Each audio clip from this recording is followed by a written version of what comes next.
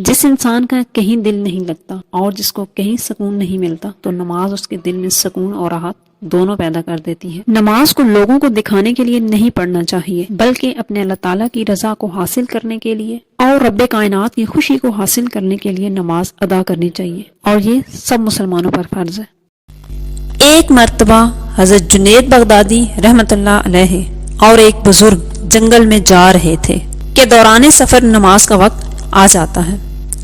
دونوں بزرگ ایک دوسرے کو نماز پڑھانے کے لیے اس طرح اصرار کرتے ہیں کہ آپ کا درجہ زیادہ بلند ہے تو آپ امامت فرمائیں۔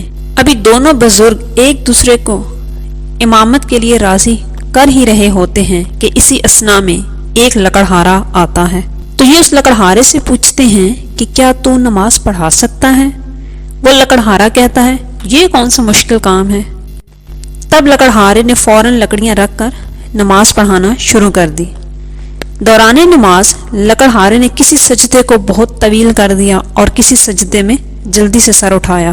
نماز مکمل ہونے کے بعد جب دونوں بزرگوں نے لکڑہارے سے اس کی وجہ پوچھی تو لکڑہارے نے کہا کہ جب ہم سجدے میں سبحان ربی الاعلیٰ کہتا تھا تو جواب آتا تھا لبیک یا عبدی، اور جب تک یہ جواب نہیں آتا تھا تو میں سر نہیں اٹھاتا تھا۔ یہ نماز عشق ہے، ہم ابھی تک اسی ظاہری نماز میں لگے ہوئے ہیں، عمر گزار دی مگر آگے نہیں بڑھ سکے۔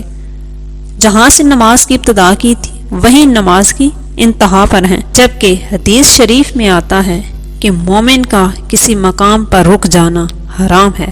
جی ہاں، مومن کا کسی مقام پر رک جانا حرام ہے۔ بڑھتے رہو، اس کی طلب میں بڑھتے رہو، حتیٰ کہ اس کی طلب میں جان چلی جائے۔